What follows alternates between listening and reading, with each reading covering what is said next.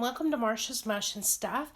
Today I'm participating in the April Showers Bring May Flowers Hop hosted by Simply Becky D and her co-host Crafting in Mimi's World.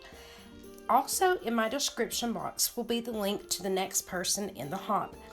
So make sure that you hop on over to the next person, and to be qualified for an entry for a chance to win a $200 gift card, give a thumbs up, like each video, and leave a comment on each person's video in the hop. And the drawing for the giveaway will be on Monday, April 19th at 7 p.m. Central Standard Time via a video and with the community tabs as well. So for DIY number 1, what we're going to do is make a wreath, obviously. So I showed you the supplies that you're going to need. I use dog nail trimmers to cut the florals from the stems, and that's all I'm showing you here. I make sure that I keep the greenery, the little green leaves that are on there, even if they fall off. I make use of all the florals that I have. So I spread the branches out just to make it easier to cut each one at the base, and probably my favorite tool are these dog nail trimmers. So to get started, I think placement is everything. So for me, I definitely take my time when I'm doing a wreath. I think about what I want the end result to look like, and we're going to go in a half moon circle. So yeah, a circular motion like a half moon. So I use one of the stems that I cut off so that I don't burn myself. You also see the plastic cutting boards underneath, just so that no glue drips onto my floor and I can keep everything nice and clean, and all the glue sticks to those plastic cutting boards and not to anything else. You could also secure these down just by poking them into the bamboo wreath. However, I don't want anything to fall off because this is currently hanging on my front door. And again, I just want everything to be nice and secure. So that is why I chose to use a dot of hot glue on each floral that I do use. And I have had these florals for quite some time. They did come from Walmart, but that was 2, maybe 3 years ago. So it was an arrangement that I had picked out, and I had just kind of thrown it together, but I thought this was the perfect opportunity to use these florals in this hop, because to me this just screams spring. And again, I love using the dark green leaves for added dimension, as it is spring and everything's coming to life and blooming outside, and it just is lush outdoors. So I want everything to be very natural looking, but I also want to add some extra texture and dimension, and I think these florals were perfect for that. So here I show you again going in that half circle, half moon form. That's all we're doing here. So these look like cattails to me. Again, I've had them for so long, I can't tell you exactly what they were, but I go ahead and add those because it does just add so much dimension and texture and contrast with the pop of white to it, that it's just the perfect spring wreath. So let me know your thoughts in the comment box below on this wreath. What do you think about it? And also let me know which DIY you like best. Also, don't forget to read the description box so that you can click on the link to hop on over to the next person. Make sure that you read each description box so that you can hop all the way around until you're back where you started. And again, like I said, make sure that you give a thumbs up and comment on each video for an entry to win the gift card. And you're going to find tons of inspiration in today's hop. There are so many creative and talented ladies who I highly admire and am very humbled to participate in this hop today. And a special thank you to Simply Becky D and also Crafting in Mimi's World as well for allowing me to participate in this. I'm absolutely humbled by that and had so much fun doing this, you guys. It really was a lot of fun doing these DIYs, and it's given me so much inspiration to craft more.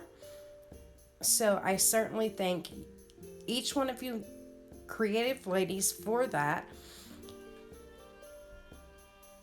So here we're just making use out of everything. I think there's only 3 florals that I don't end up using. Even the little white leaves I make use out of. So you'll see I changed my mind a few times, but once I decide where I want them, I secure them down with just a dot of hot glue.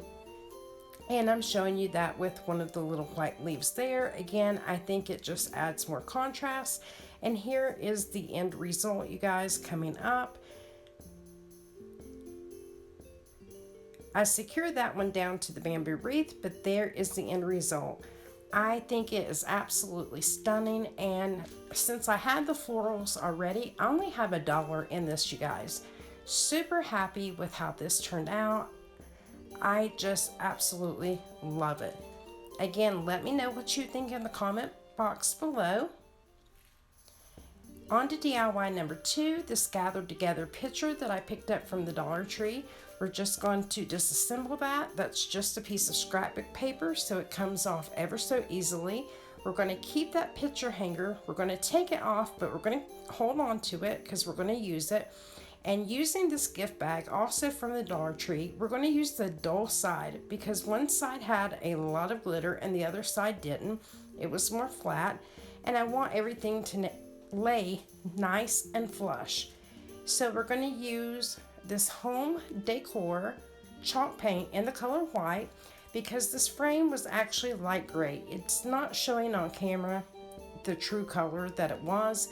However, I just give it one coat, one light coat, and I go all the way around, front, back, and sides. Anywhere that's going to show any little crevices, I definitely get all that. And you guys, what a way to step up and transform a standard Dollar Tree item into something that matches your home decor so well. And this is actually going to go to my daughter for her kitchen. It will match her Pioneer Woman set so well. And here I'm just tracing around that cardboard.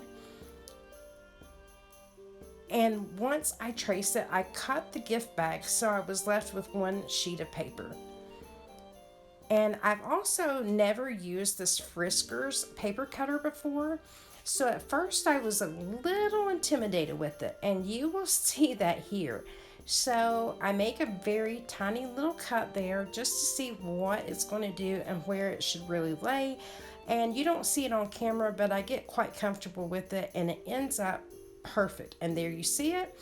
And now we're going to get our glue stick out and apply a generous amount of the glue stick. This is the Avery glue stick, also came from the Dollar Tree, and applied that generously. And I love using that. I've used it in several DIYs and no bubbles whatsoever.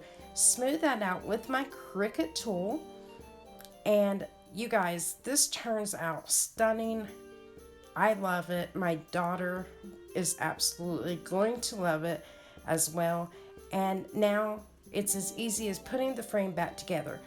Now, I did remember that I had these butterfly craft icons, so I'm going to take one of those and chalk paint front, back, sides, any crevices on that as well. And that's what I'm showing you here. And then once we have finished painting that, we'll set that down to dry. And then we're going to distress that frame because I like anything to look a little weathered and aged.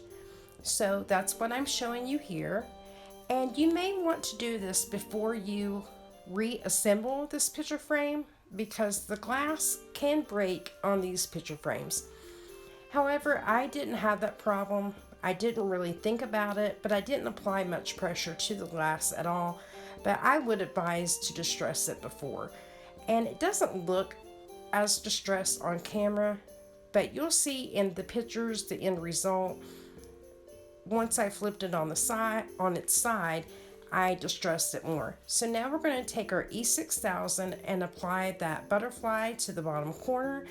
Also use the E6000 on that picture hanger so that it will be nice and secure and not fall off the wall. And here is DIY number 2. And again, I am just wowed by the transformation of a Dollar Tree product into this stunning work of art. And now on to DIY number 3. I picked up these cute, adorable little nesting boxes from the Dollar Tree as well. You could use any box or drawer. I should call them drawers. Any box or drawers that you have on hand. And here are a few different ideas of how you could do them. You could stagger them. But I decide, since I have more smaller ones than big ones and medium-sized ones, that I will use 1 big and 2 small and 3 bags of rocks. And so that's what I'm showing you here. You could also elevate those by putting beads on the bottom of the 2 smaller boxes. But I want everything to sit nice and flush because we are making a succulent garden.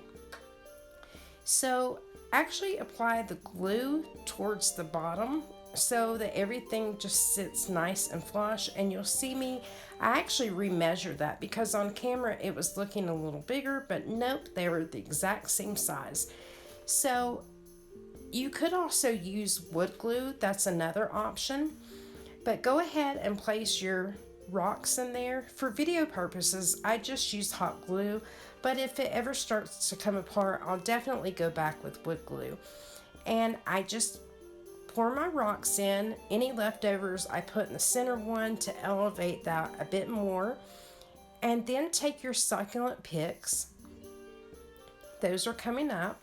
3 bags of rocks. Take your succulent picks off the stem. Some of them pop right off. Others you may have to cut. And I'm just kind of playing around with them to see what I want them to look like. And then I remembered I had another one. Looks like I applied hot glue, but the glue gun was actually turned off. I was just showing that you could do that.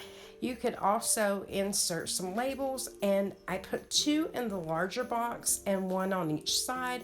And I love the colors. They definitely complement one another. I arranged my string lights around the succulents. I just love this DIY and how it turned out. I glued the battery pack to the back of that drawer, and I can still turn it on and off and get the batteries in and out. So it's still very accessible. So I just play around with the wires a little bit, or the string lights I should say, and there it is. I think this turned out fabulous. I am absolutely in love with it. You could also use the Spanish moss as well. But there it is, you guys. That is DIY number 3. And again, love to hear your thoughts and comments in the comment box below. And don't forget to hop around and watch each and every video, like each video, and leave a comment on the video to be entered into the giveaway. I will also link in my description box. I will leave a link to the person in the hop so that you can, when you're finished watching this video, you can hop right on over and watch her video. Again, thank you to all the ladies who participated in today's hop. I greatly appreciate it. And thank you so much for watching. I hope that you got tons of inspiration. And go ahead and hop on over to the next person in the hop today. Thank you for watching and have a wonderful and blessed day.